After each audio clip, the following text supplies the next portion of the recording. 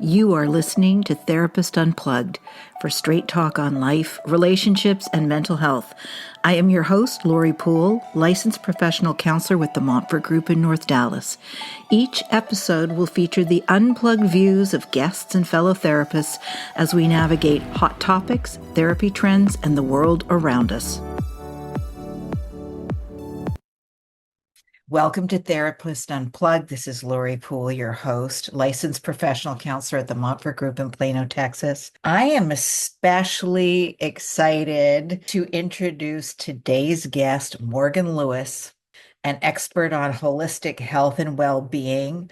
We are going to talk about mind-body connection, which is a topic I'm really passionate about and one that I don't think we talk about often enough. And we don't really know a whole lot about it either, Morgan. I think you'll have lots of good info to share with our listeners today.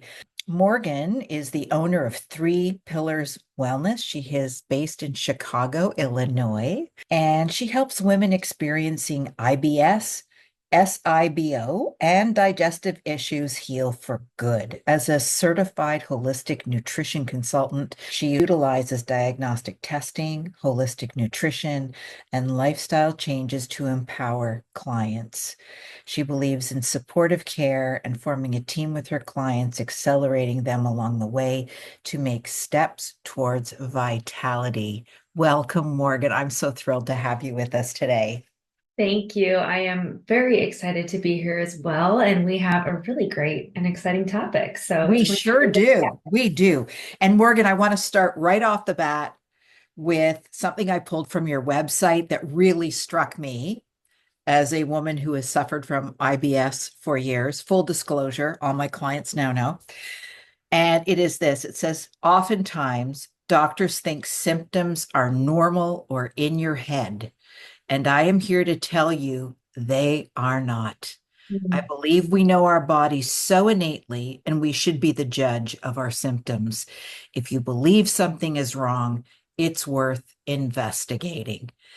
And I know, Morgan, you did your own investigating early on, and a lot of how your career trajectory has gone is based on your own personal experience. What can you tell us about that? Yeah. And hearing that back actually from someone else's words was really nice. It gave me chills. Yeah, I mean, look, I think in terms of women's health, right? You see women and other clients for mental health. I specifically work with gut. There's a whole broad spectrum of symptoms that are, quote, common, but then we start to dig and are they normal, right? Like it's not normal to be debilitated all the time. And that was my experience. I had started high school. I think that's when my stomach issues really began to impact my life. And Mm. at that point, the world of holistic nutrition was still there, but not as mainstream as it is today by any means. You couldn't just hear gut health and microbiome in everyday jargon, which I think is something that's really awesome about the time we're living in today. And my mom had actually brought me to multiple providers, gastro, my PCP, a few other doctors, and they really just thought I was kind of crazy. And to the point where my family was like, maybe it's just anxiety. Like maybe that you're just making yourself sick with anxiety. And I was like, I don't know, like, I guess, sure, but it just doesn't feel like that could be the root here. And so I personally went on my own investigation, and my mom had found a holistic nutritionist. And that is when I first learned, when I was 16 years old, the power of food and how Mm. it impact your mood, your energy, your gut, your sleep, your self-confidence, right? So many things. And so I had started changing dietary choices by then. I removed dairy and a few other things that I had, figured out were triggering me at that point in time. And fast forward, go through college, move, change of life, Mhm. stressful, all these Yeah. things. My stomach issues just erupted. I eventually got to the point where I would get such debilitating stomach aches, I couldn't stand up and I would have to lay down, potentially taking a nap. And I just knew that that was not normal. Yeah. And so I found an integrative provider in California. I was living in LA after college, and I drove an hour and 10 minutes every time to see this woman, but she cured me. She did such intense testing I'd never seen before. Yeah. It was stool testing. She ran comprehensive blood work. So every marker, not just a CMP and a vitamin D, full thyroid, antibodies, the whole 9 yards. Wow. She ran food sensitivity testing. She ran neurotransmitter testing.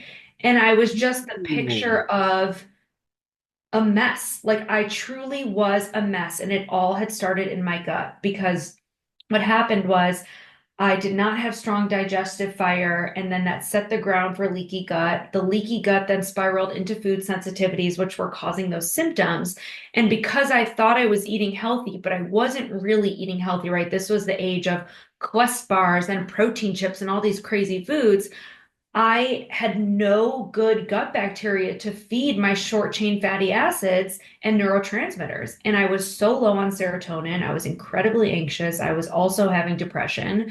I was borderline for hypothyroid Hashimoto's autoimmune condition. I was able to actually reverse that. And so it was just a whole learning experience, really, of how it all starts at the gut. And a lot of times, we don't realize, right? We're running around being like, I have this condition, I have that condition.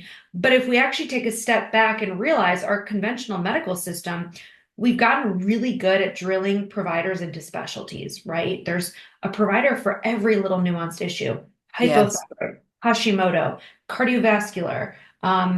You could go on, but the body works together.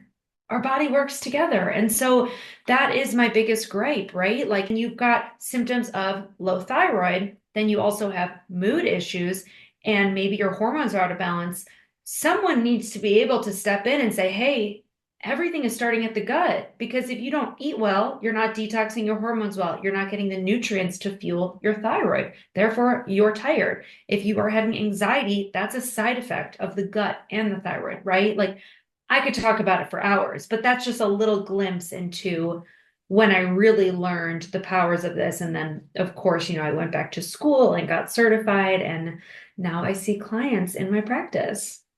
That is absolutely fantastic. I think about, um, gosh, the number of clients I have when when they complete their intake documents, the number of clients who will identify IBS, irritable bowel syndrome, as a symptom Mhm. of something that they're experiencing, like what I call when the body speaks, right? That their body starts to speak up about what's happening mentally, emotionally, spiritually.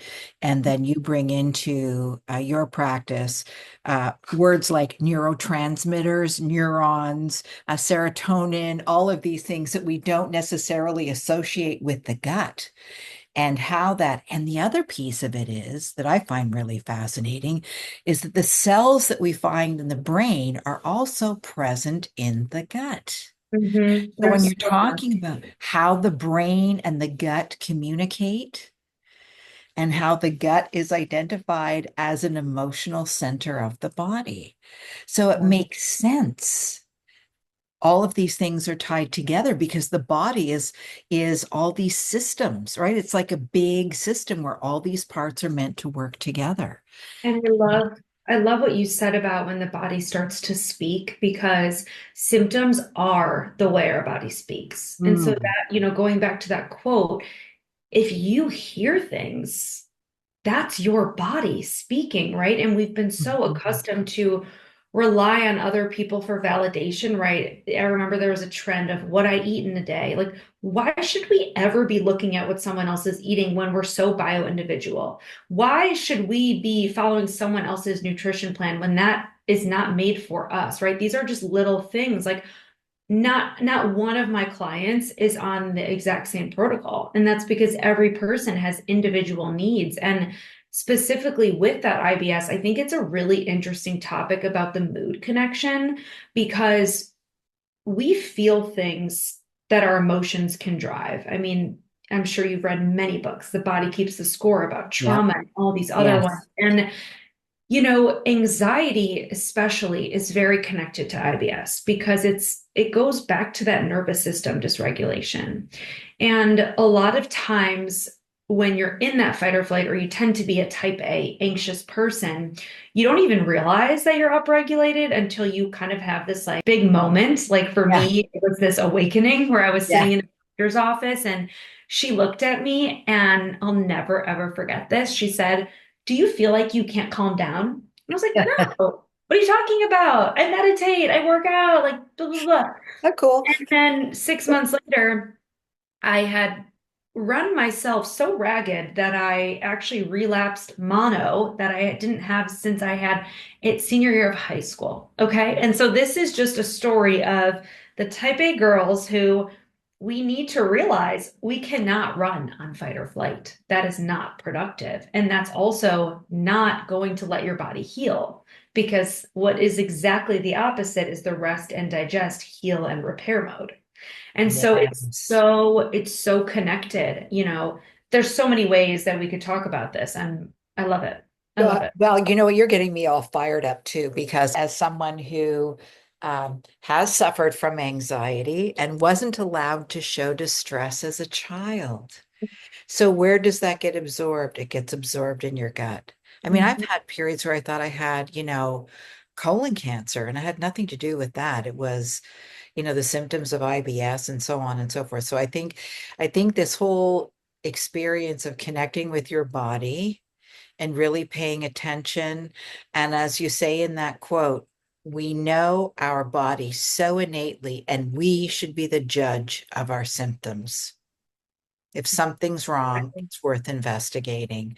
But the secret is in this holistic approach. And I'm wondering, Morgan, if you could maybe describe the three pillars of wellness that you use in your work with clients. Yeah. So the three pillars wellness stands for body, mind, and soul. I don't think you can have real optimal health for longevity if you don't have those three dialed in. And they're not always going to be in sync at the same time. I know, yes. It's always a journey, right? Yeah, There's no finish line. So, right. with that body, physically, how do you sit? How's your posture? How do you speak to your body? Do you hold your breath? Do you allow yourself to take deep diaphragmatic breaths? Are you clenching your core all day? Are you clenching your jaw? Like, what are we actually doing with our body? And how are we moving our body? Are we actually giving our body the movement it needs? We're moving beings. We need to move. We need to lift heavy things. We need to be outside, right? All these things that we know are very healing. Mind, obviously, of course, the thing that we mentioned earlier, how you speak to yourself, but also just how you actually can tap into that rest and digest mode. Are you able to shift into this autonomic and central nervous system and get out of that fight or flight and actually tap into the other side of it and be able to calm down in your own mind, even during stressful times? Do you have that ability? That's huge. And then soul, like how do you actually see yourself? Do you believe you can heal? Are you connected to a higher power? Yes. Um, what do you feel? And are you intuitive? Can we hone in that on that, right? A lot of people do come to me and they've been so disconnected from their body because they've been fighting their body for so long, which Yeah. I validate, because when your body isn't working properly, it's very easy to jump to, oh, not this again. Why is this happening to me? Why am I in pain? XYZ, like just fighting, fighting, fighting. And Well, and so it how can do it can we feel like your body is betraying you. 100%? And so Yeah, how can we make friends with that too? exactly. How do you embrace that? Hmm. As your body being your ally by speaking up and showing you that something's out of balance. The focus becomes on the symptom as the enemy, and oh, there you see the body's betraying us and so on. It's a really interesting dichotomy, I think.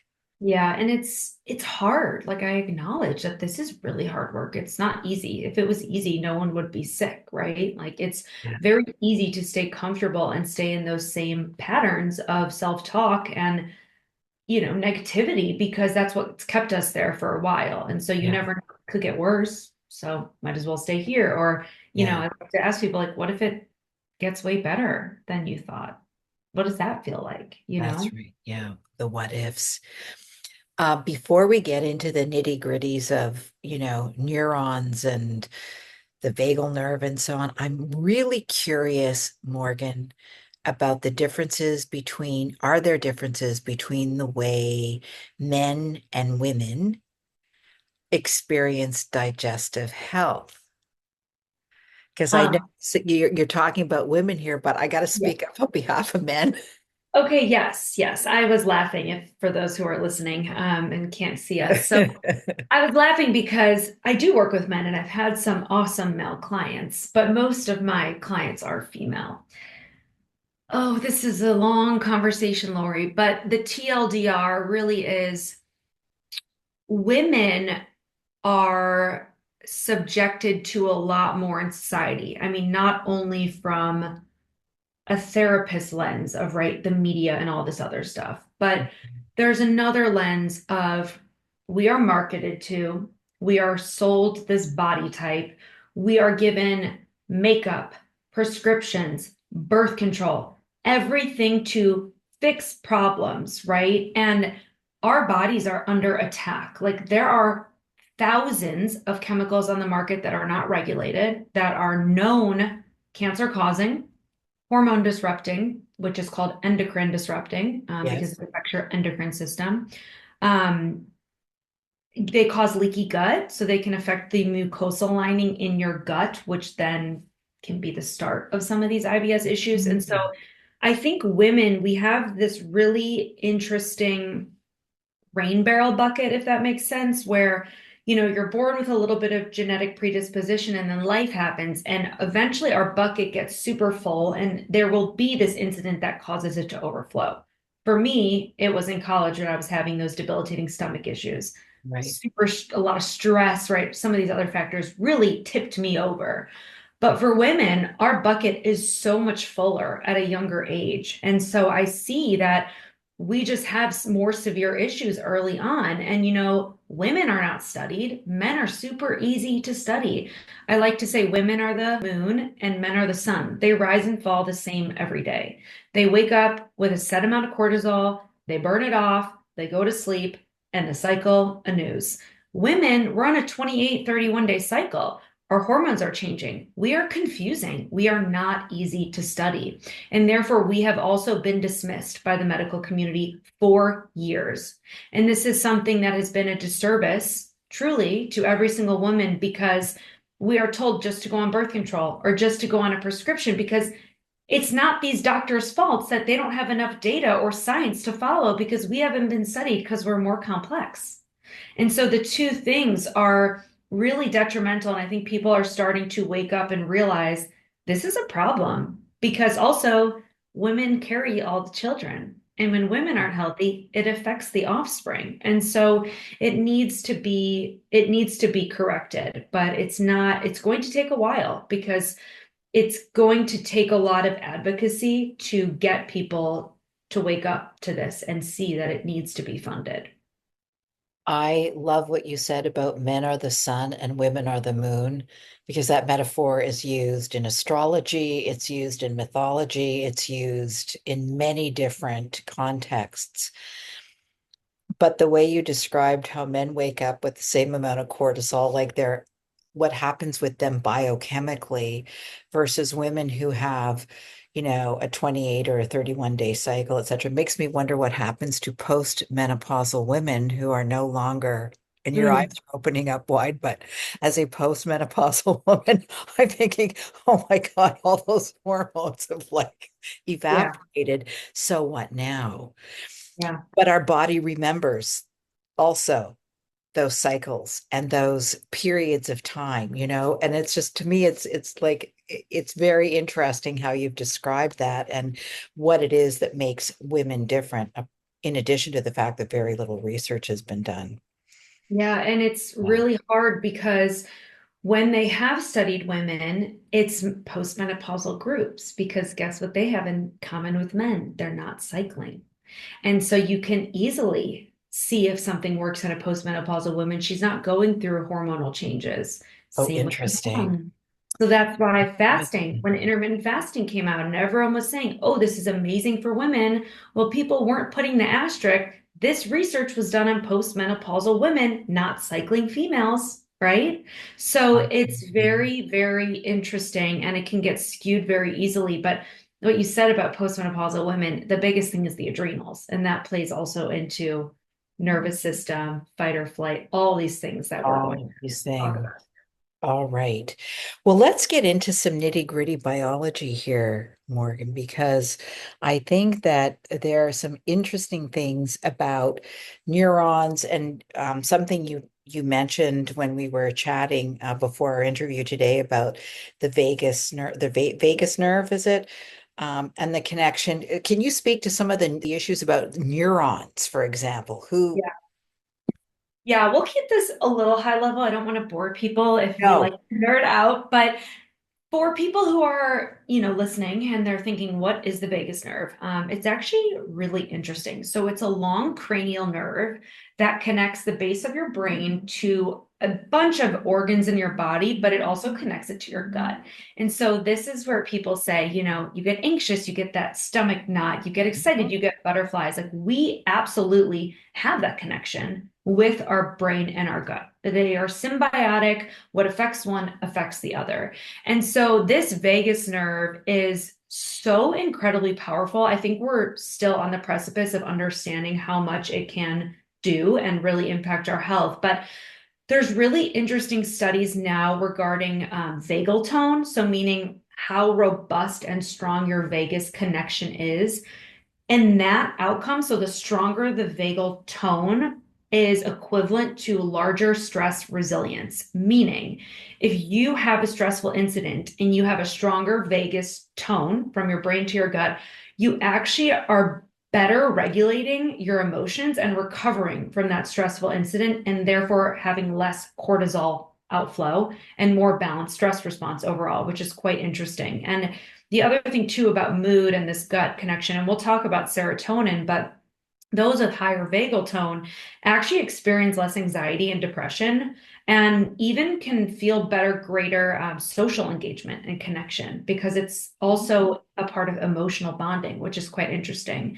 And so for people who resonate with what I was saying earlier, right, the type A stressed out, Yes. if Yeah. you feel like you don't have a strong vagus connection and you're constantly stressed and having a hard time bouncing back, there are wearables now. So you could look up vagus nerve wearables. One is called Apollo, and they sit on various parts of your body. So one can sit on your chest. There's some that loop behind your ears.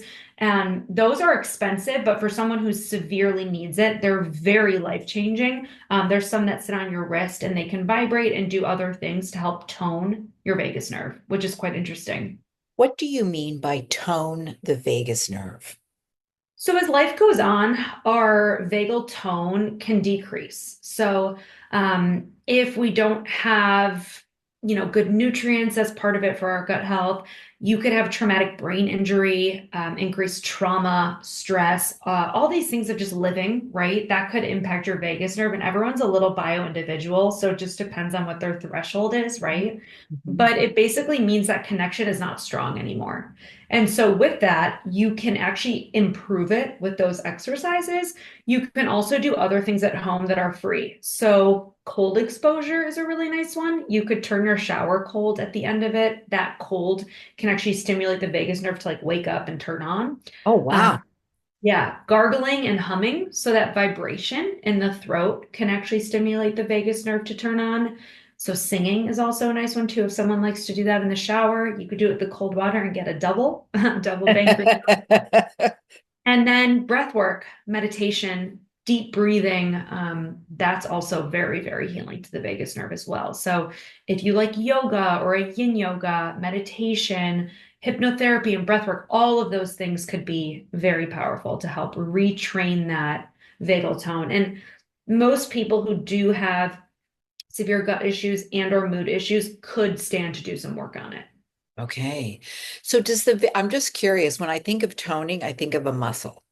So Yeah. when you're talking about the nerve, does the physiology of the nerve strengthen, or is it what flows through the nerve that gets toned?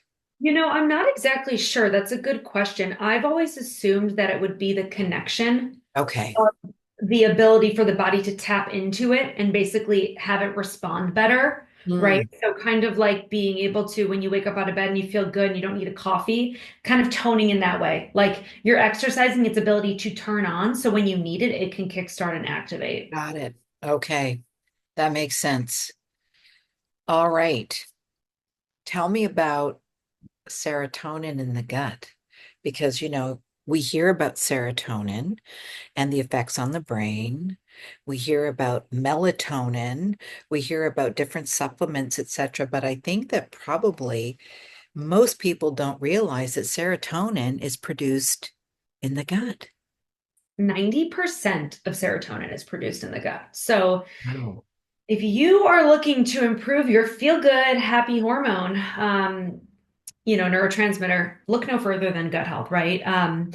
That is a profound amount, right? That's not 10%, that's 90, 90. almost 100. And so with serotonin, you need the raw materials to make it. The biggest one is tryptophan. So tryptophan is an amino acid. We can get it from some meat foods. There's also some plant-based foods. So turkey, I think everyone Turkey. knows that. Everybody knows about, yeah.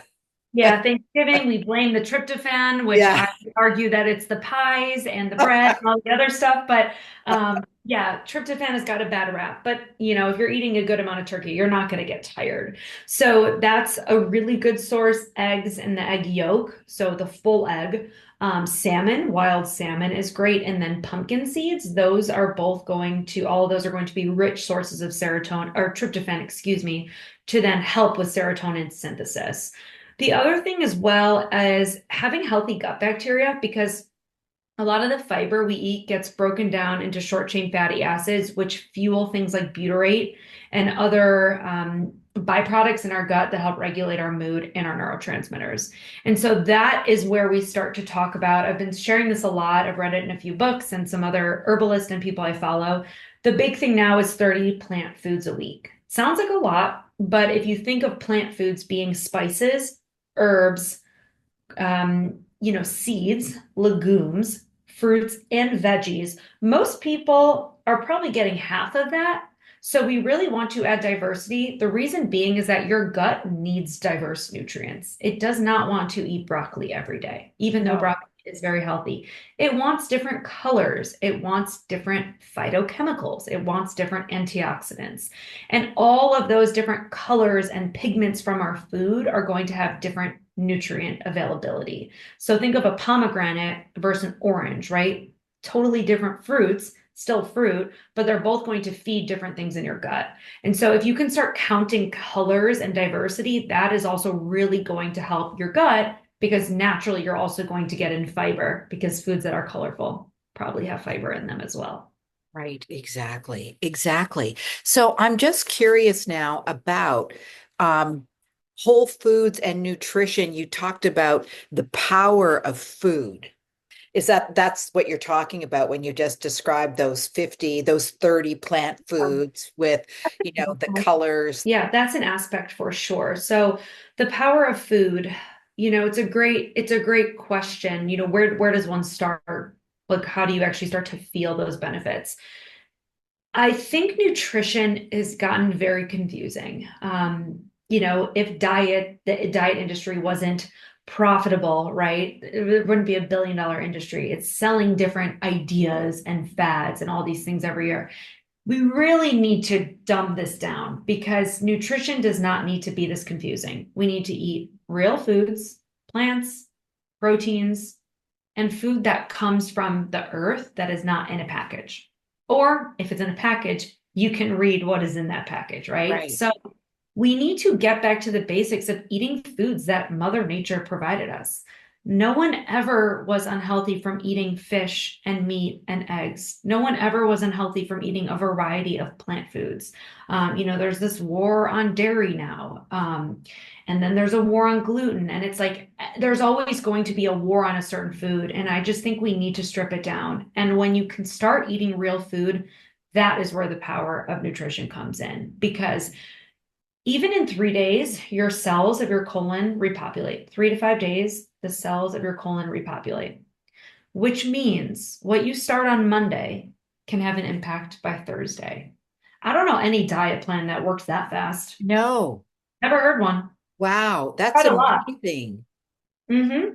That is amazing. Yeah, like what you fuel your gut if you started tomorrow and you ate all real foods, nothing from a package, but that doesn't mean not eating, right? Breakfast, for example, that could be 2 to 3 eggs with some chicken sausage or bacon and a side of fruit and maybe chia seed pudding. That would be a big hearty salad for lunch with the sweet potato and a piece of protein on top, maybe canned salmon, a piece of tuna, whatever protein that person likes. And then dinner could be grilled corn, a piece of steak, some sauteed greens. Those are hearty meals. Yes, they are. Did that for 3 days, you would wake up and be absolutely flabbergasted at how much energy you have, how your bowel movements regulate, and how you have less brain fog and joint pain.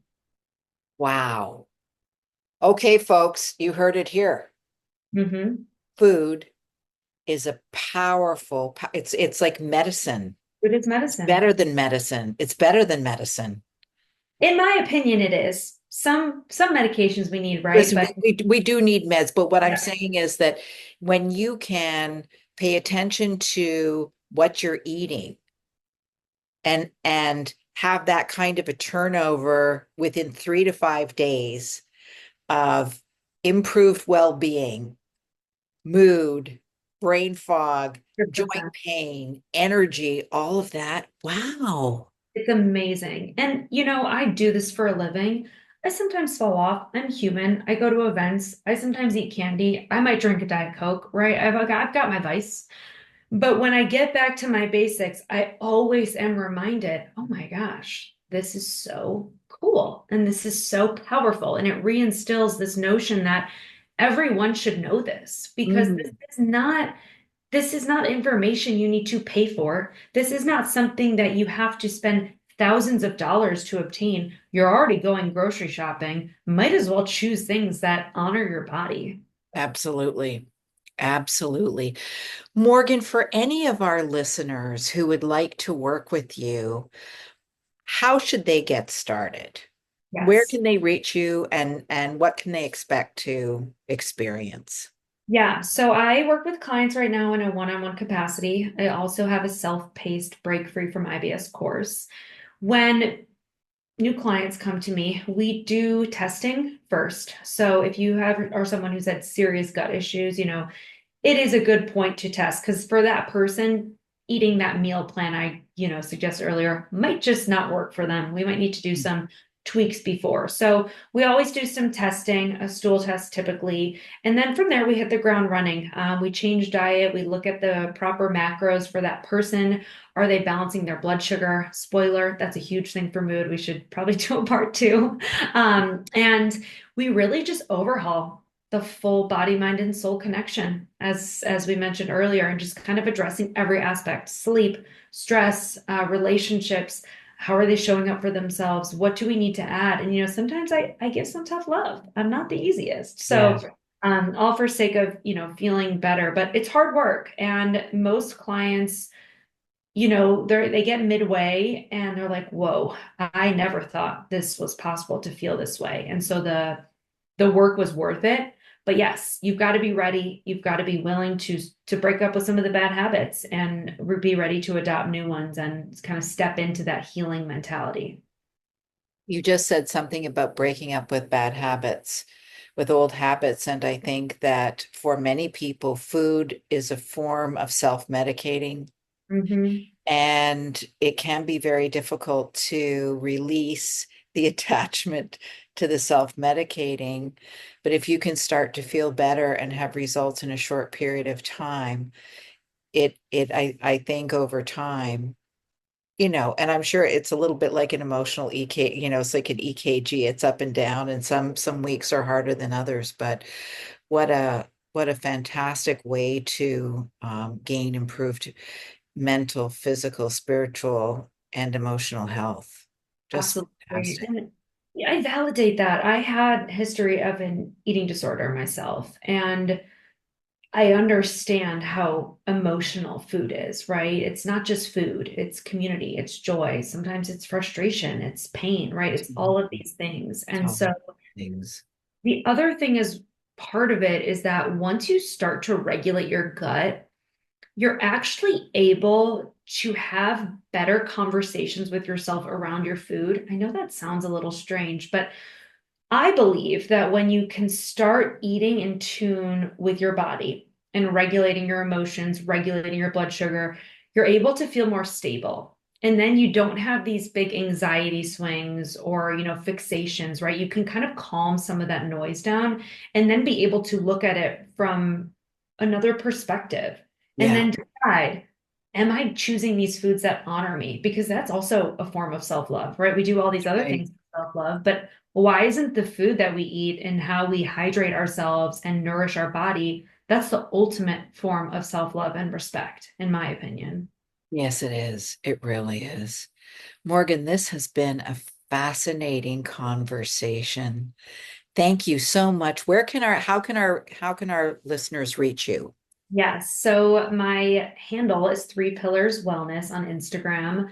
Pretty active there, all spelled out. There's some underscores, three underscore pillar underscore wellness. Okay. My email is threepillarswellness@gmail.com. So if you need anything, reach out there, pretty active, and we can chat. If you have any questions about this or needed suggestions about some devices or resources we mentioned, I'm also happy to share that as well. Beautiful. Thank you so much for your time today. This has really been mind-blowing, and I know our listeners have learned a lot, and we'll reach out to you with more questions, including yours truly. This is really Absolutely. fascinating stuff. Thank you for doing what you do. We need this, Morgan. This is really important information. Thank you. Thank you. Thank you so Okay. much for having me and back at you. Healing is multiple care, you need multiple people on your care team. And so having therapy or having a talk outlet is also incredibly pivotal for that as well. It's So, all related. It's yeah. all related. Thank you so much, Morgan. The Montfort Group aims to provide a serene, calming setting where you can feel challenged, supported, and motivated. Our skilled therapists bridge specialized backgrounds and varied philosophies together to create one unified strategy. Rather than steer you away from your own natural abilities, we help you maximize your unique strengths to uncover the boldest version of yourself. We do not view a broken history as the end of a story. We see it as an opportunity for a new beginning. To learn more about our practice and how we can help you, please visit us at themontfortgroup.com.